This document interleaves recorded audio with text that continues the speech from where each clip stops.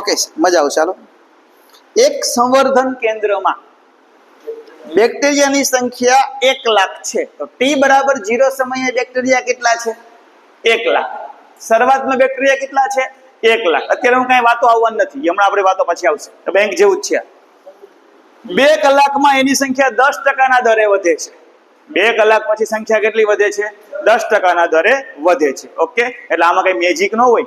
તમે સાંજે માનો કે દૂધ મૂકો છો દહીં બનાવવા માટે, તો એમાં પેલું એક જ ટીપું પેલું સાઇટ્રિક એસિડ કે આપણે પેલું શું કહેવાય લેક્ટિક એસિડ નાખો છો ને, છાશનું ટીપું, એક છાશનું ટીપું નાખે લેક્ટિક એસિડ, એટલે એની અંદર રહેલા બેક્ટેરિયા દર કલાકે બમણા 3 ગણા બમણા થતા હોય તો સવારે દહીં બને. આપણે કેવું કે જાદુ થઈ ગયું, સાંજે તો દૂધ હતું, સવારે તો જાદુ દહીં થઈ ગયું. પણ એમાં બેક્ટેરિયા રહેલા જે હોય, બેક્ટેરિયાના અમુક કલાકો પછી બમણા થતા જાય. એ બેક્ટેરિયાઓ એને જે લેક્ટિક એસિડ આવ્યું હોય ને એમાંથી એક બેક્ટેરિયાઓ છૂટા પડી અને ડબલ થઈ અને સવાર થાય છે દહીં બની છે. ઓકે છે, સમજાયું? એટલે આપણે બેક્ટેરિયા ખાઈએ છીએ ને, સિમ્પલ ને. ઓકે, ચાલો વધીએ આગળ. ચાલો, જો બેક્ટેરિયાનો વૃદ્ધિ દર કોઈ પણ સમયે હાજર બેક્ટેરિયાની સંખ્યાના પ્રમાણમાં હોય. ઓકે, ચાલો હા, પેલું ટાઇટલ લખી નાખો ખાલી, ધારો કે વાળું, પછી આપણે આગળ જઈએ.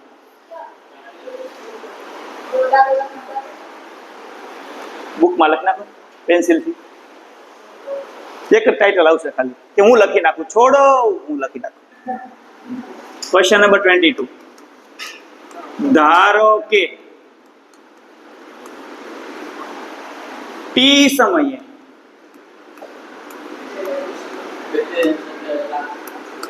બેક્ટેરિયાની સંખ્યા શું લેવું છે આપણે?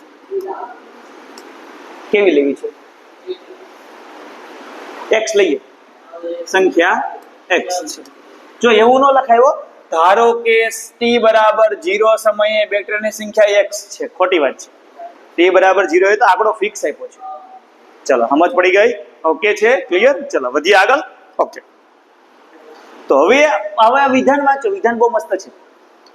બેક્ટેરિયાનો વૃદ્ધિ દર કોને કહેવાય? વૃદ્ધિ દર dx/dt. કોને કહેવાય? dx/dt. અહીં dx/dt. તો પાછું વાંચો, બેક્ટેરિયાનો વૃદ્ધિ દર કોઈ પણ સમયે હાજર બેક્ટેરિયાની સંખ્યાના પ્રમાણમાં છે. જો બેક્ટેરિયા વધારે હશે તો વૃદ્ધિ દર વધારે, ઓછા હશે તો ઓછે. તો કોને પ્રોપોર્શનલ થાય? x. ચાલો, યાદ રાખ્યું? પહેલામાં કેમ મુદ્દલ ઉપર ડિપેન્ડ કરે, વ્યાજ, બસ એવી રીતે. ડન છે? તો ચાલો, હવે મારે અચળાંક કાઢવો હોય તો કોઈ કોન્સ્ટન્ટ લાવવું, તો એ કોન્સ્ટન્ટ જે લાવવું એ પ્લસ લાવવું કે માઇનસ લાવવું? કારણ કે બેક્ટેરિયાની સંખ્યાની વૃદ્ધિ થાય છે, એટલે કે વધારો થાય છે. સમજ પડી ગઈ? ઓકે, તો ચાલો શું આવશે? ફિક્સ કોન્સ્ટન્ટ તો આપ્યો નથી ને, એટલે લાવવો જ પડશે. નથી આપ્યો, કોઈ કોન્સ્ટન્ટ આપ્યો નથી. તો ચાલો શું આવશે? dx/dt બરાબર kx. એટલે આમાં જો આવું સૂત્ર બનશે, x બરાબર x0 e⁻kt. આ તો ગોખેલું જ હોય, આવું જ બને. આ x0 એટલે કોણ? ઓલો c. એટલે આવા શું આવે? x બરાબર c e⁻kt. ડન, હમણાં બનશે. ચાલો જઈએ આગળ. ચાલો હવે શું કરીશું બોલો? વિયોજન.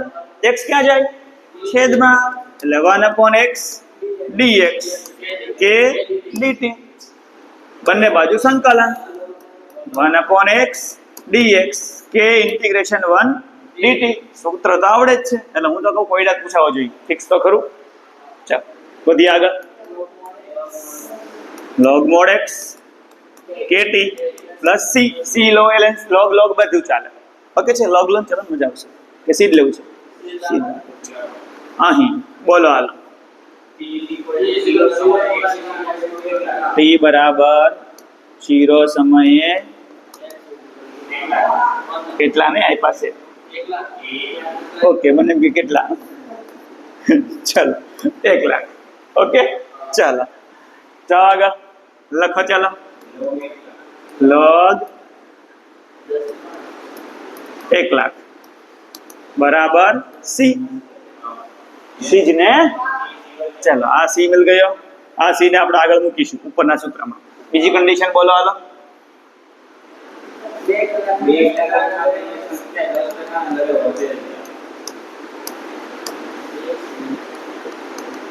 1 લાખ તો હોય જ ને, એ ન હોય, એ હોય તો 10% વૃદ્ધિ થાય ને, તો 10%. સમજાઈ ગયું? 1 લાખ 1 લાખ તો રહી જ ને, એ તો રહી જ ભાઈ, ખાલી વ્યાજ થોડું મળે, મૂળગા તો મળે જ ને. ના 10%, પણ કોના 10%? 1 લાખ ના, કોના 10%? 1 લાખ. સમજ પડી ગઈ ને? બોલો તો 10,000 વત્તા, તો કેટલો જવાબ આવ્યો? 1 લાખ ને. સમજ પડી ને ઈશા? 1 લાખ તો જે છે એ તો રહેવાના જ છે, જેટલી એની વૃદ્ધિ થઈ જેટલા ટકાની એટલી એમાં આપણે એડ કરવાની હતી. હાલો, સમજ પડી ગઈ? ચલો 1/10 સમજ પડી ગઈ. તો ચલો હવે આપણે શું કરીશું? therefore log 1,10,000 આ ક્યાંથી લાવ્યો? આ log x. ચલો હવે kt, તો k નથી આપણી પાસે, t છે 2, તો અહીંયા મૂકું 2k. ડન છે? ચાલો પ્લસ c છે log 1 લાખ. ડન છે? સામે ગયો છેદમાં જશે તો કેટલા મીંડા ઉડી જશે? 1.1 નો સારું લાગે, 11/10 બહુ સારું લાગે.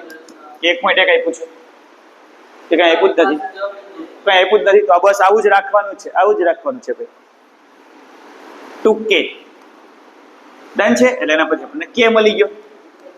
k બરાબર 1/2 log 11/10.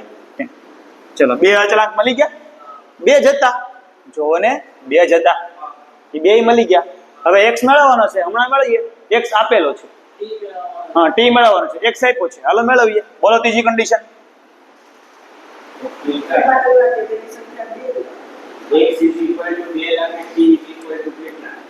t બરાબર t.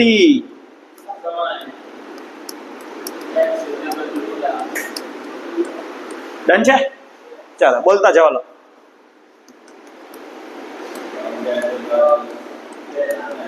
ક્યાં છે? પછી શું હતું? kt. તો k બોલો, t બોલો, નથી ખબર. પ્લસ c બોલો. ડન છે? બધી નથી ધ્યાન લા. ડન છે? મૂકો સામે, log 2 થઈ જાય. જુઓ log 2. ચલો શું આવશે? log 2 ખબર પડી? બધી મીંડી ગઈ. 1/2 log 100/10 into t. 2 ઉપર જાય, log નીચે જાય, એટલે આવું આવ્યું. t બરાબર 2 log 2/log 11/10. आंसर आ गया, देखो पीछे. एग्जैक्ट आंसर છે, એક્ઝેક્ટ છે. હાલો સમજ પડી ગઈ? ડન છે? ક્લિયર? આનો જવાબ તમારે કેલ્શિયમ મેળવવો હોય તો મળે. log 2 શોધવાનો, પછી એને ગુણ્યા 2.303 કરવાના ને. આપણે ln છે, log થોડો છે. આપણે તો ln જ આવે ને, તો આપણે log લખીએ છીએ, બાકી ln જ કહેવાય. આને છેદમાં ln જ કહેવાય. 2.303 નહીં કરો તો જવાબ તો આવશે જ, કારણ કે 2 ને ગુણો છે, બાકી નિયમ મુજબ તો ગુણાય. ઓકે છે ને? ચાલો ડન છે? ઓકે. કેવું લાગે છે? એક જ છે. ચાલો MCQ નંબર લાસ્ટ. મજા આવી ને સ્વાધ્યાયમાં કે નો મજા આવી? આવડે તો મજા છે, બીજું શું હોય આમાં? વિનીતને ખબર હોય કેવી મજા આવી. ચલો dy/dx બરાબર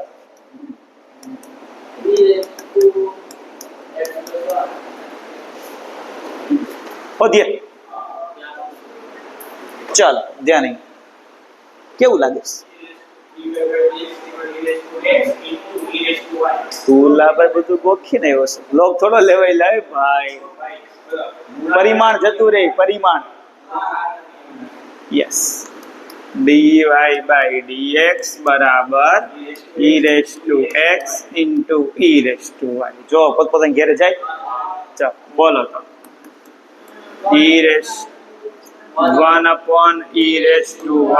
dy.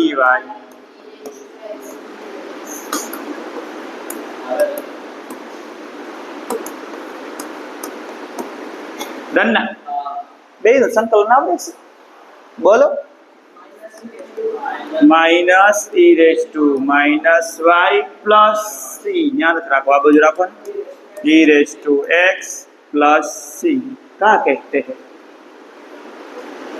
આ બાજુ છે બોલો ઓલી બાજુ છે